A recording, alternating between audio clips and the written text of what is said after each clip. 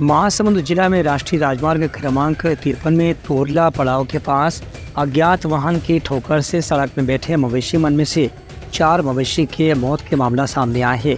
इनमें एक मवेशी घायल भी हो गई से। ये मामला पटेवा थाना क्षेत्र के अंतर्गत हुई। देर रात ये घटना दर्ज हुई शिखर सीसीटीवी के जरिए पुलिस और आसपास के लोगन मन जानकारी मिली से। एक हर घटना की जानकारी मिलते ही स्थानीय लोगन मन में काफी आक्रोश और गुस्सा देखे बर मिली से। उमन पुलिस थाना पहुंच के तत्काल अज्ञात वाहन चालक के खिलाफ पतासाजी करके मामला दर्ज करे की भी मांग करी है।